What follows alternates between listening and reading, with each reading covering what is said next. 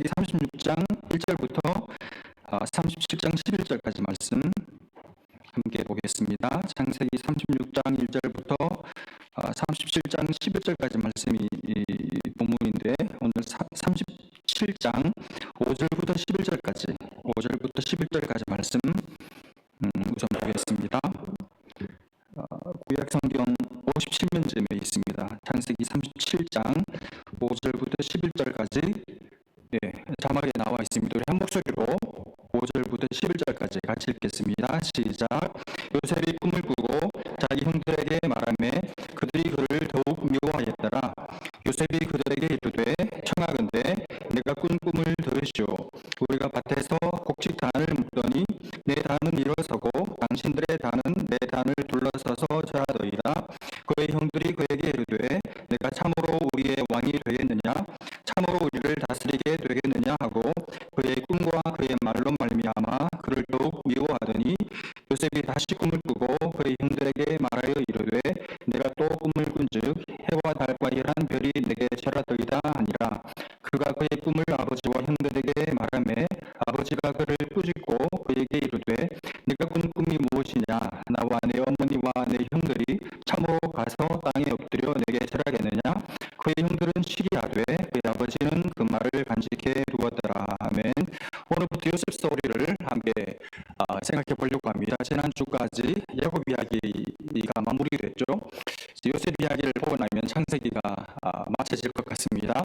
여러분, 요셉이라는 사람, 좀 그 사람의 프로파일을 한번 좀 정리해 보면 좋을 것 같아요. 우선 요셉 하면 생각나는 것이 부잣집 아들입니다. 그 아버지 야곱이 상당한 부를 이제 축적하게 됐죠. 그래서 요셉은 태어나자마자 말하자면 금수저를 입에 물고 태어난 것 같은 그런 부잣집 아들로 태어나서 자라게 되었습니다. 또 하나는 어릴 때 자라는 성장 과정에서 그야말로 아버지의 사랑을 듬뿍 받고 자랐습니다. 아버지의 사랑을 독차지를 했습니다. 그야말로 아버지의 남들이 받기 어려운 지극한 편중된 사랑을 득하면서 자랐죠. 그럴 수밖에 없는 것이 이 아버지 야곱이 노년에 낳은 아들 아닙니까? 노년에 낳은 아들. 거기다가 야곱이 어떤 면에서 이제 같이 사는 여인이 넷인데 그 중에 야곱이 가장 사랑했던 아내가 라헬이죠. 근데 이 라헬이 남기고 간 아들이 둘밖에 없어요. 하나는 요셉이고 또 하나는 이 아들 나타가 죽었죠. 엄마가 라헬이 베냐민이죠. 그러니까 이 요셉은 말하자면 야곱이 볼 때는 자신이 사랑하는 아내 라헬이 생각나게 하는 아들이 요셉입니다. 요셉의 얼굴을 쳐다볼 때마다 그 배후에 있는 자기가 생을 다해서 사랑했던 라헬이 생각이 나는 거죠. 그래서 요셉은 그 아버지의 사랑을 독차지하며 자랐습니다. 그게 표가 나죠. 뭘 보고 할 수 있습니까? 오늘 본문에 읽지 않았지만 다른 형제들에게는 입히지 않은 채색 옷을 입혔습니다. 채색 옷, 컬러풀한 옷. 이런 이 시장 패션이 아니고, 하지만 요즘은 밀려오래 동대문 시장도 좋긴 하지만 그런 시장이 아니고 이 천국 시장이 아니고 명품을 걸쳤다, 그런 뜻도 있겠지만 사실 채색 옷이라는 말은 일하는 일꾼들을 감독하는 관리자들이 입는 옷입니다. 그러니까 야곱이 볼 때 분명히 12아들 중에 요셉이 11째 말째에 가까운 아들임에도 불구하고 자기 이 장자권을, 자기 가장의 이 지위를, 가부장의 자리를 11째인 요셉에게 물려준다는 의미에서 채색 옷을 입힐 정도로 아버지의 넘치는 사랑을 받고 자란 아들이 요셉이죠. 거기다가 인물도 잘생겼어요. 창세기 39장 6절에 보면 이렇게 요셉의 외모를 표현을 했습니다. 용모가 빼어나고, 우리는 쑥 들어가는데 용모가 빼어나고 아름다웠더라. 아주 미남이었다는 거죠. 히브리 원어로 보니까 야페라는 이 형용사를 썼는데, 야페, beautiful, 아름다운이라는 단어인데 야페라는 이 형용사, 히브리어 형용사를 두 번 거부 썼습니다. 그러니까 요셉을 설명하면서 아름답고 아름다운 청년이 있다. 그러니까 너무 잘생겨가지고 한 번 보고 마음에 산삭이 남아서 또 보게 되는 형제 요셉. 오늘따라 목사님이 내 이야기를 하시는구나 이렇게 생각하실 수도 있는데 한번 계속 보죠.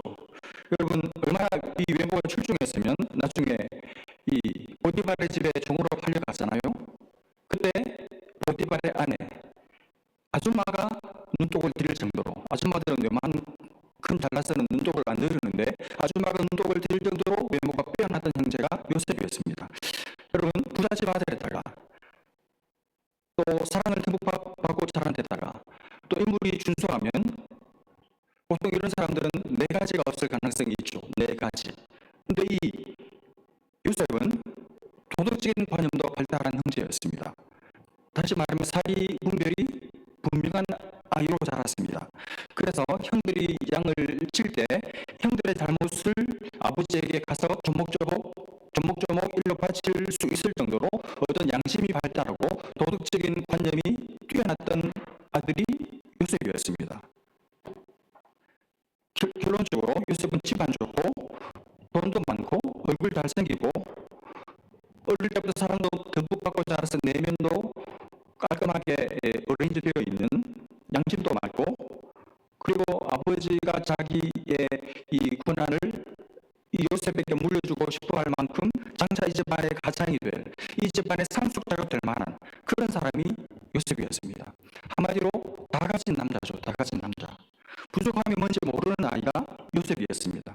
여러분 우리가 지금 아브라함 집안을 쭉 살피고 있는데 아브라함, 그 다음에 이삭, 지난주까지 본 야곱, 다들 결함과 약점들이 있었잖아요. 그런 남자들에 비해서 요셉은 거의 흠을 찾기가 어려운, 거의 완벽에 가까운 사람이 요셉이었습니다. 그러다 보니까 형들은 요셉을 어떻게 봤을까요? 이쁠까요? 아니면 꼴보기 싫을까요? 너무 꼴보기 싫죠. 거의 상속자 행세를 하면서 온갖 사랑은 독차지하고 온갖 좋은 건 자기가 다 가지고 조금만 자기들이 잘못하면 쫓아가고 아버지한테 일러바치고 이런 요셉이 좋을 리가 없죠. 한마디로 밉상이었습니다. 그래서 오늘 본문에 보면 평소에 샬롬, 인사도 서로 건네지 않았다. 같은 형제들이지만 별로 내배하지 않을 뿐더러 인사도 잘 나누고 싶지 않을 정도로 못마땅했던 동생이 바로 이 요셉이었습니다. 그러던 어느 날 요셉이 꿈을 꾸게 됩니다. 잘 아시는 내용이죠. 똑같은 뜻을 가진 꿈을 두 번 꿔요.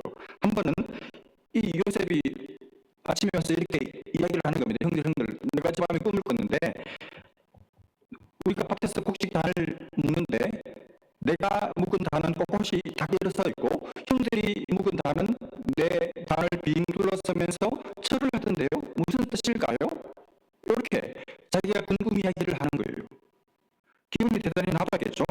근데 다음날 또 와가지고 또 꿈을 꿨다는 겁니다.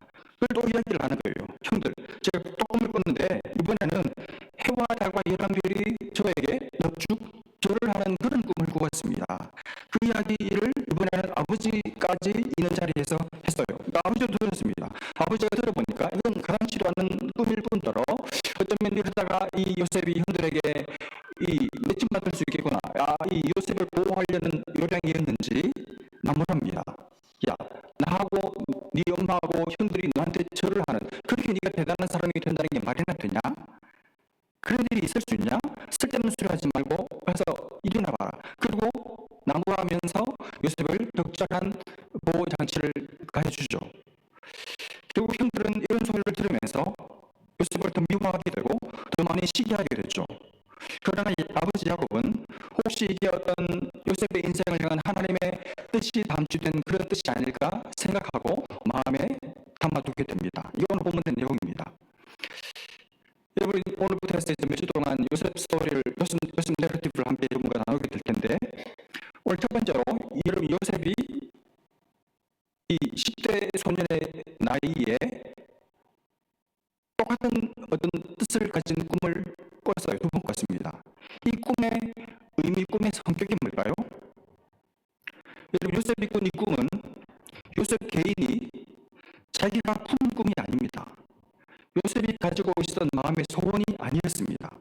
내가 장차 많은 사람들을 위해 군림하는, 많은 사람들이 내게 와서 무릎 꿇고 경배하고 절하는 그런 높은 사람, 높은 지위를 가진 위대한 사람이 되고 싶어.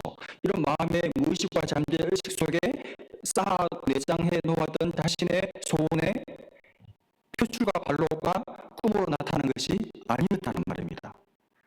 요셉의 개인적인 되었습니다. 이건 뭐냐면 하나님의 꿈이었습니다.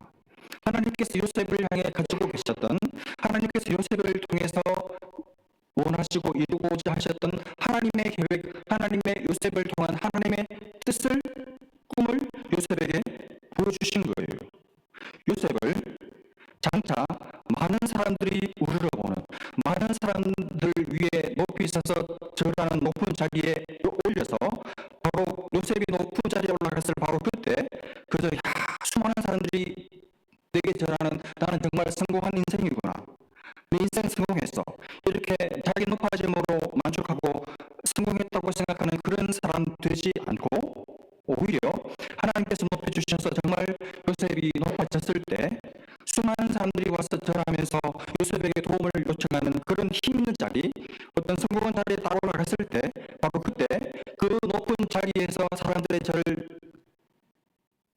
넙죽넙죽 받아내고 누리고 자기 배를 만족시키는 사람이 아니라 그 높은 자리에서 사람들이 자기를 향해서 절할 때 그 자리에 앉아서 그대로 절받지 않고 오히려 그 자리에서 내려와서 절하는 사람들 곁에 가서 자기를 향해서 절하는 그 사람들 오히려 자리에서 일으켜서 그들의 억울한 이야기를 다 귀담아 들어주고 그들의 필요가 뭔지를 확인하고 그래서 그 필요를 채워주고 그들의 한숨, 그들의 억울함, 그들의 눈물을 닦아주고 그래서 그들을 그 배고프고 누명을 써서 사회 부조리에 희생당해서 억울한 사람들로 하여금 정말 요셉의 힘있는 섬김으로 말미암아 정말 만족스러운 인생으로 행복한 사람들로 요셉 때문에 성공한 사람들로 만들어주는 그런 사람으로 요셉을 만들어내는 것, 그게 하나님께서 요셉을 향해서 가지고 계셨던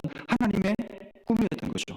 그 꿈을, 요셉의 인생을 향한 하나님의 꿈을 지금 요셉에게 꿈으로 보여주고 계신 것입니다.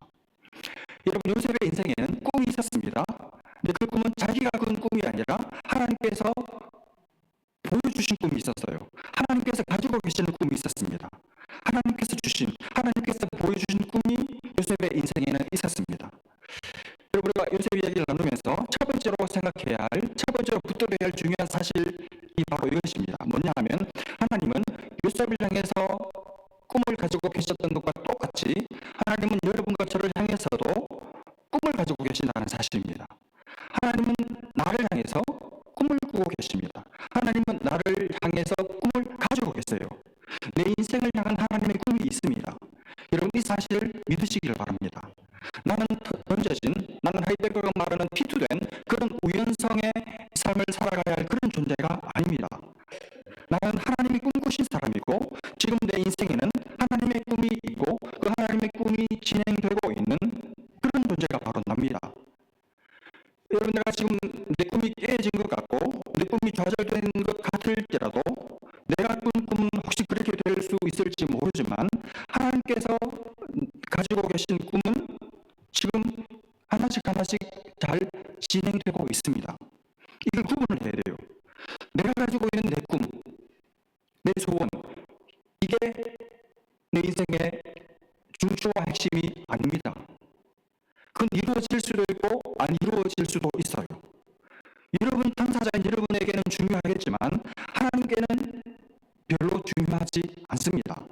하나님께 중요한 것, 하나님께 의미 있는 것은 하나님께서 여러분에게 가지고 계신 그 꿈이 이루어져가고 있느냐 하는 것입니다. 근데 하나님이 여러분에게 꾸신 꿈은 반드시 이루어지게 되어 있습니다. 이게 중요합니다. 여러분, 요즘 여러분이 왜 좌절하고 요즘 여러분이 왜 낙심하고 왜 절망하고 있는지를 한번 생각해 보셔야 돼요. 왜 여러분에게 힘이 빠져 있는지, 왜 요즘 여러분의 삶에 기쁨과 욕이 없는지를 생각을 해보셔야 됩니다. 혹시 여러분의 꿈이 좌절돼서 그런 거 아닙니까? 정말 여러분들에게 죄송하지만 그건 여러분의 꿈이에요. 여러분 스스로 꾼 꿈입니다. 여러분 혼자 꾼 꿈입니다. 그건 이루어질 수도 있고 안 이루어질 수도 있습니다. 그리고 그것은 그다지 중요하지 않습니다. 여러분, 정말 매정하게 들리시겠지만 사실입니다. 여러분, 인생을 한 50, 저같이 50, 좀 그 정도 그 이상 살아본 분들은 알아요. 뭘 아는가 하면 인생이 내 마음대로 되지 않는다는 것을 알아요. 인생이 내 뜻대로 되지 않는다는 것을 알아요. 50쯤 지나면 인생의 절반의 생을 살고 나면 야, 반 절반 살았는데 안 이루어진 게 더 많구나 깨달아요. 물론 일찍 깨닫는 분들도 계시죠. 내 생각대로 내 뜻대로 인생이 흘러가지 않습니다. 내 꿈이 내 꿈대로 되지 않아요. 지금 여러분들 중에도 지금 여러분이 서 있는 그 자리, 그 시간, 그 순간이 여러분이 하나님 앞에 기도하셔서 이루어졌던 그것이 이루어져서 지금의 이 시간, 이 자리에 서 있는 분들도 혹 계시겠지만 별로 없을걸요.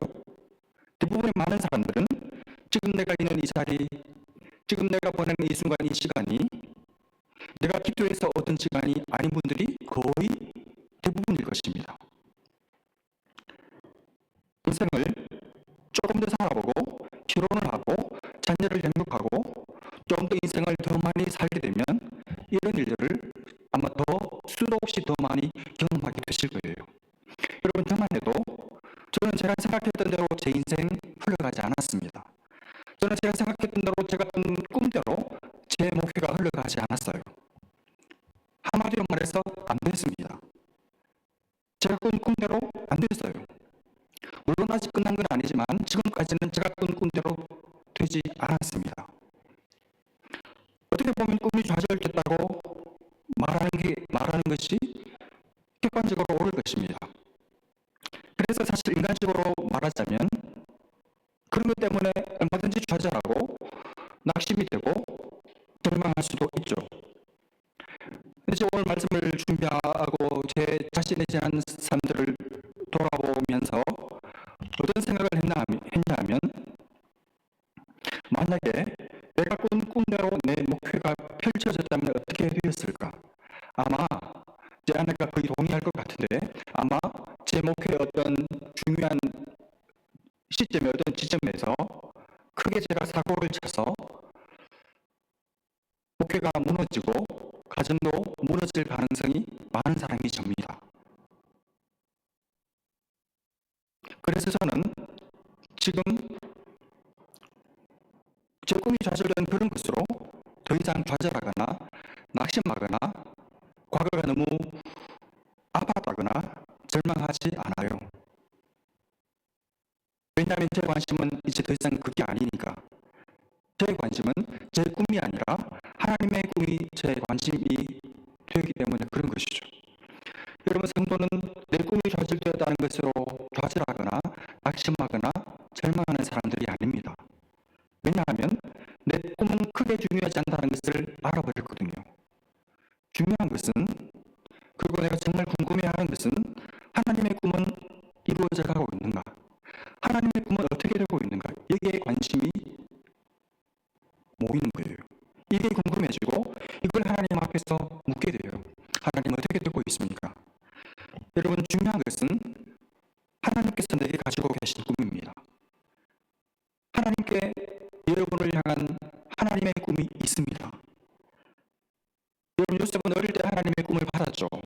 아마 마음에 간직이 됐을 것 같아요. 새겨졌을 것 같아요. 그럼 우리는 어떻습니까? 우리는 하나님이 내게 가지고 계신 그 꿈을 틀림없이 있다고 말했는데 어떻게 알 수 있습니까? 이제는 꿈으로 말씀하시지 않습니다. 이건 하나님께서 더 이상 사용하시지 않는 철회된 회수된 방식입니다. 이제는 그런 방식으로 하나님께서 우리에게 당신의 꿈을 보여주시지 않아요. 그럼 뭐로 보여주십니까? 말씀으로 보여주십니다. 그리고 공동체를 통해서 하나님의 뜻을 나에게 확인시켜 주십니다. 여러분이 말씀을 들을 때 개인적으로 말씀을 펼쳐놓고 귀를 기울일 때 마음속에서는 열망을 부어주십니다. 은혜도 주시고 그리고 어떤 일을 잘할 수 있는 어떤 기능 달란트도 주시고 하고 싶은 의욕도 주시고 그래서 그쪽 사람들을 만나게 하시고 그런 쪽으로 전공하게 하시고 그런 쪽의 일들을 하게 하시고 그리고 신앙 공동체 안에 들어와서 다른 지체들을 통해서 나를 향한 하나님의 뜻을 확인받게 하세요. 그래서 공동체가 중요한 것입니다. 저 지체들이 하나님의 뜻에 하나님의 꿈의 전달자들인 거죠. 여러분, 여러분에게는 하나님의 뜻이 있습니다. 지금 여러분의 꿈이 흔들려도 지금 여러분의 여러분의 꿈이 좌절된 것 같아도, 이제 여러분의 꿈이 완전히 찢어져서 깨떨어질 것 같아도 하나님의 꿈은 중단된 법이 없고 하나님의 꿈은 좌절되지 않습니다. 하나님은 여전히 여러분을 향한 꿈을 꾸고 계시고 여러분을 향한 꿈을 거두시지 않았습니다. 여러분, 이 사실을 가슴으로 받으시기를 바랍니다. 그리고 흔들리지 마십시오. 여러분의 꿈이 깨어졌다고 해서 좌절하지 마십시오. 어떤 상황을 만나든지 좌절하지 마십시오.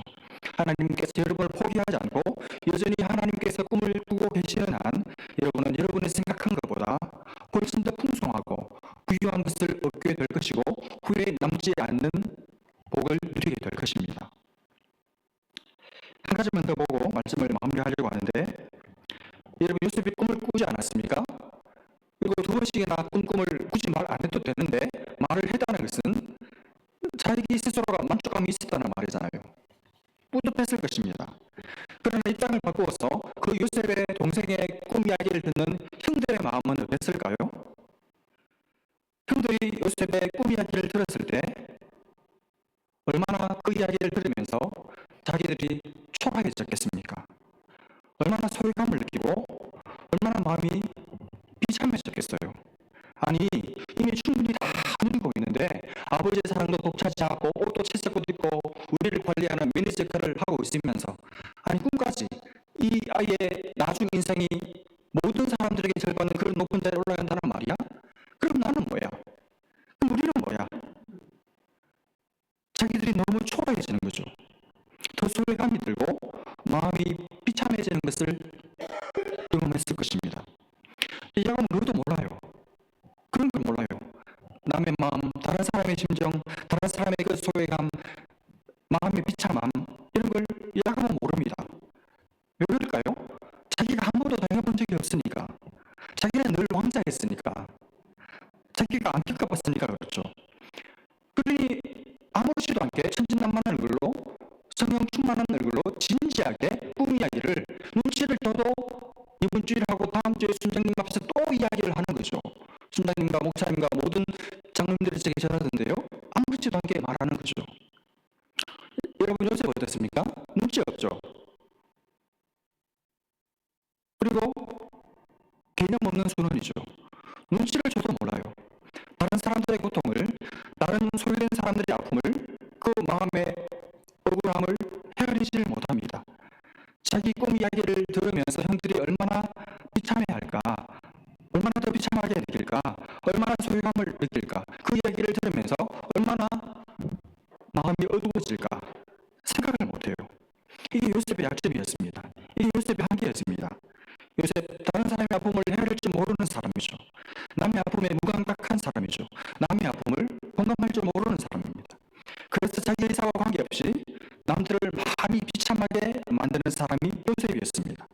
다시 말하면 요셉은 철저하게 자기 자신에게 매몰된 사람, 자기에게 중독된 사람이 요셉이었습니다. 아버지를 포함해서 다른 모든 사람들이 자기를 중심으로 돌아가야 하고 모든 사람들이 다 자기를 사랑해야 돼요. 사람들 중에 이런 미숙한 사람들이 있죠. 남들은 지금 취업이 안 돼가지고 막 헉헉대면서 기도하고 마음 졸이고 있는데, 그다 대고 자기는 프로모션 됐다고 막 아무렇지도 않게 눈 하나 깜짝하지 않고 말하는 긴 없는 순환. 그러면 아무것도 안 된 사람은 뭐가 되고 얼마나 마음이 비참해지겠습니까? 근데 그걸 모르는 사람이 요셉이에요. 여러분, 이런 모습을 가지고는 요셉은 절대로 남들 위에 앉아서 다른 사람들에게 내려가서 종으로 섬기는 사람이 못 됩니다. 그래서 하나님께서 요셉을 다루기 시작합니다. 요셉을 바꾸세요. 어떻게 바꾸십니까? 요셉을 낮추십니다. 요셉의 왕자병을 고치십니다. 밑바닥으로, 인생 밑바닥으로 요셉을 떨어뜨리십니다. 그래서 그 편안하게 감독자 노릇하던 요셉을 갑자기 종살이하게 만들죠. 노예 생활하면서 자기가 직접 비참함을 마음으로 경험하게 하십니다. 인생의 가장 밑바닥에서 한 번도 해보지 않은 굳은 일을 다 하면서 마음이 비참해진다는 게 뭔지를 자기가 직접 체험을 하죠. 그러면서 노예 생활을 하면서 짐승 같은 대우를 받으면서 아마 그때 처음으로 형들의 얼굴이 떠올랐을 것 같아요. 아, 그때 내 꿈 이야기를 할 때 형들의 그랬었겠구나. 나 때문에, 내가 꾼 꿈 때문에, 내가 한 그 말들 때문에 형들이 참 마음이 힘들고 비참했었겠구나. 얼마나 소외감을 느끼고 마음이 비참했을까.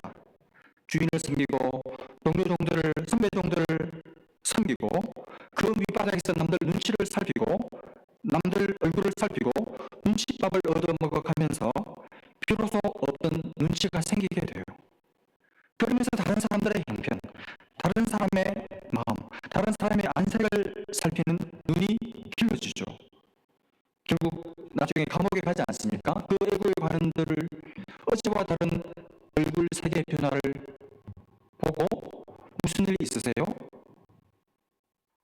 다른 사람의 형편, 안색을 읽을 수 있는 그런 사람으로 요셉이 변하게 되죠. 여러분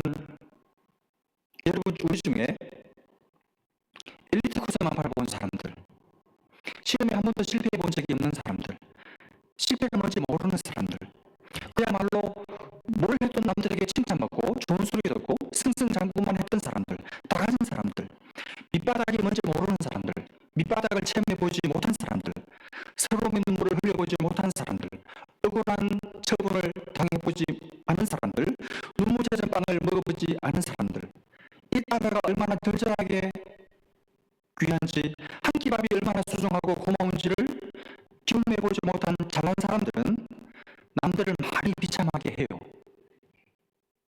자기가 그렇게 해놓고서도 자기는 몰라요. 여러분, 하나님은 그런 사람은 절대로 남을 섬기는 사람으로 쓸 수가 없습니다. 그런 사람 쓰시려면 하나님이 낮추셔야 됩니다. 많이 낮추세요. 확 낮추십니다. 그래서 밑바닥으로 하나님께서 떨어뜨리십니다. 실패를 맛보게 하십니다. 여러분이 지금 처한 자리가, 여러분이 지금 겪고 있는 삶의 현실이 내가 있어야 할 자리가 아니라고 생각하는 분들이 계십니까? 여러분이 지금 처한 자리가 혹시 밑바닥인 분이 계세요? 여러분 환영합니다. 잘 오셨습니다. 거기가 여러분이 지금 커가고 있는 자리고 하나님의 꿈이 실현되고 있는 중요한 지점에 여러분이 와 계신 거예요. 하나님은 나의 왕자병, 나의 공주병을 지금 치료하기를 원하십니다. 고치고 계십니다. 나에게만 함몰되어 있는 사람, 나에게 중독된 사람은 절대로 하나님의 사람이 될 수 없습니다. 눈치가 생겨야 돼요. 개념이 생겨야 돼요. 남의 안색을 살피고 읽어내고 그래서 진짜 사람을 섬기고 살릴 수 있는 사람으로 자라나야 합니다. 하나님께서 지금 여러분을 그렇게 다듬어가고 계십니다. 하나님의 꿈이 이루어져가고 있습니다. 그러니 여러분 낙심하지 마십시오. 여러분 뜻대로 안 된다고, 내 꿈이 좌절됐다고 생각하지 마십시오. 하나님의 꿈은 이루어져 가고 있습니다. 하나님의 뜻 안에서 안심하시기를 바랍니다. 그리고 기뻐하시기를 바랍니다. 그리고 감사하며 사는 복된 교우들 되시기를 주님의 이름으로 축복합니다. 기도하겠습니다. 하나님 아버지, 우리의 삶에 낮아지고 내가 있어야 할 자리 아닌 자리에서 많은 시절을 보내게 하시는 그 하나님의 꿈이 이루어지는 귀한 시간인 줄 알고, 하나님 아버지, 이 어려운 시간을 믿음으로 잘 견뎌내고 밑바닥에서 남들을 섬기는 법을 배우고 또 내 은사를 더 확실하게 개발하고 또 사람들을 온전히 섬길 수 있는 사람으로 구비되고 준비되는 하나님의 사람들 되게 하여 주셔서, 하나님 아버지, 높은 자리에 세우실 그때에도 그 자리에서 영광을 취하지 않고 오히려 남들 중심으로 오리엔테이션 되어서 다른 사람 앞에 무릎 꿇고 가진 힘을 가지고 남들을 윤택해야 하고 돕고 섬기는 자로 삶을 살아가는 귀한 교우들 다 될 수 있도록 우리를 온전히 바꾸어 주옵소서. 믿고 감사하며 예수님의 이름으로 기도합니다.